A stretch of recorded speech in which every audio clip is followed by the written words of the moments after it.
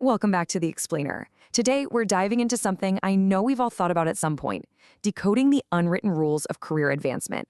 We're going to be drawing from a really fascinating script from Workplace Klinik.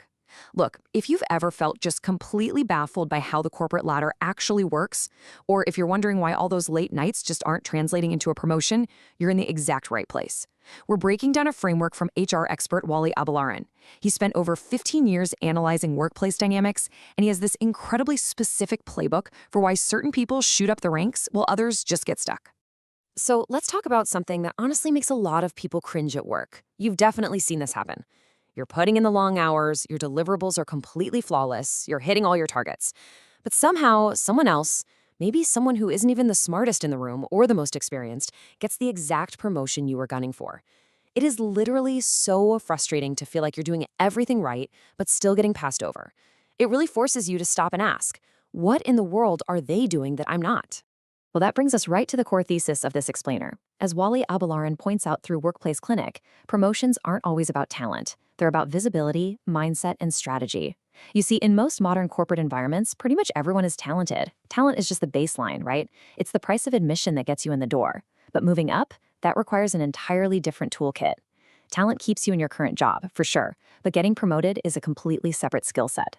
Let's unpack exactly what he means by these three crucial pillars. Okay, let's jump straight into the first pillar of this framework, strategy, or thinking like an owner. This is where we have to shift our focus from just doing the job to truly understanding the assignment. The fundamental difference here comes down to a really simple contrast. On one side, you've got the task completer. This person basically just does what they're told. They run the weekly report, they email it out, they check the box, and they wait for the next instruction. But on the other side, you have the problem solver, the strategic worker. When they run that exact same report, they might spot a recurring data error, and instead of just sending it out anyway, they dig into the pipeline, find the root cause, and fix it so it literally never happens again. They don't just ask what needs to be done, they ask what the ultimate goal actually is. And here's the secret. When you shift from just checking off tasks to actively solving those underlying problems, people notice. Why? Because that proactive approach is exactly what leadership behavior looks like in the wild. Bosses and decision makers are actively hunting for this mindset way before a promotion is ever even discussed. Management psychology is actually pretty simple.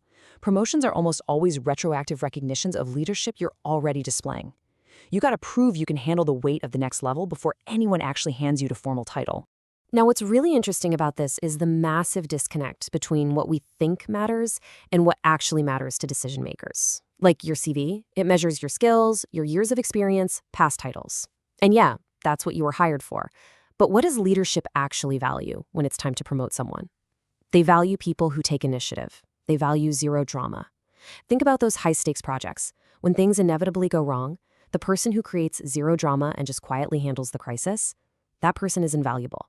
And maybe most importantly, leadership values people who reduce their manager's stress. If your boss trusts you to handle complex stuff without needing constant micromanagement, you're not just doing your job. You are making their job significantly easier. That reduction of friction is a massive hidden metric for getting promoted. Which leads us perfectly into our second pillar, visibility, and how to actually show your impact. Look, being the hardest worker in the room means absolutely zero if your impact is unseen or forgotten. I know a lot of people shrink away from being visible because they're terrified of looking arrogant or like a show-off, but we need to completely reframe that fear.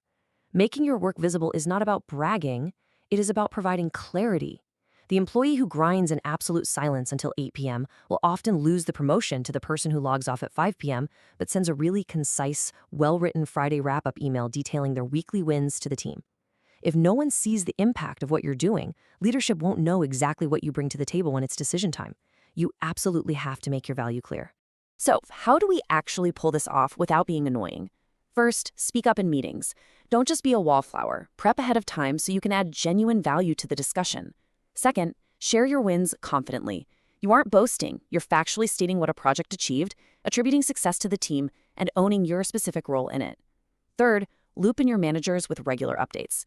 A great update isn't some massive novel. It's a quick bulleted list. Here's what's done, here's what's blocked, here's what I'm tackling next. Just don't make them guess what you're up to.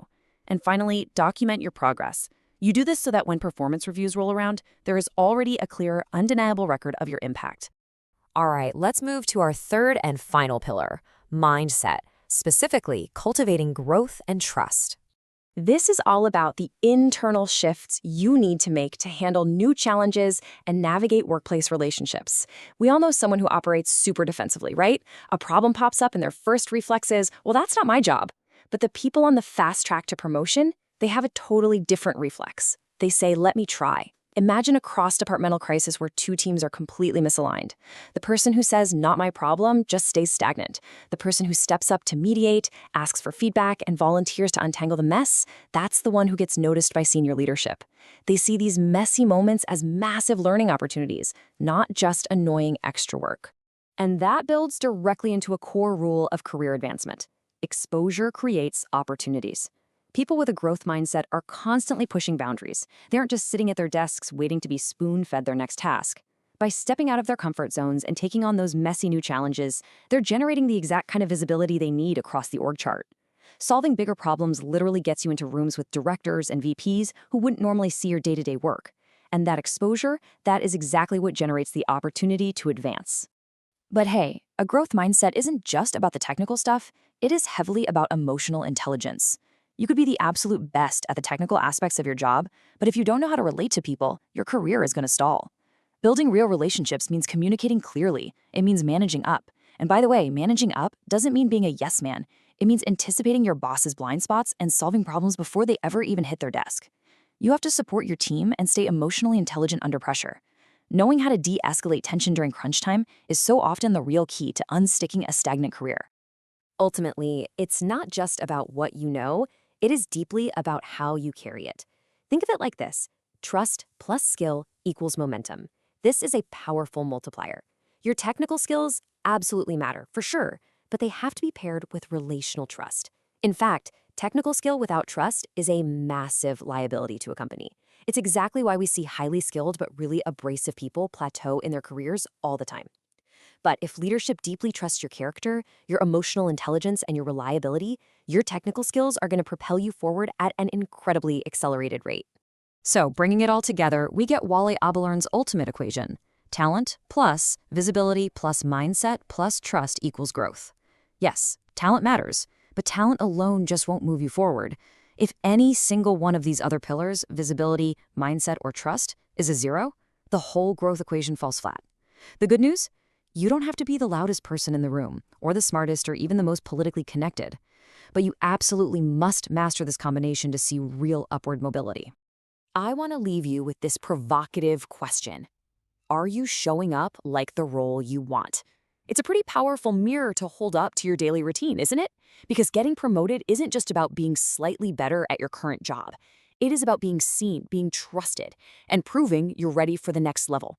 So here is my challenge to you. Pick one pillar from today: strategy, visibility, or mindset, and actively apply it tomorrow morning. Start embodying the role you want right now, long before someone actually hands it to you. Thank you so much for joining me for this explainer, and I really hope this playbook helps you take absolute control of your career trajectory.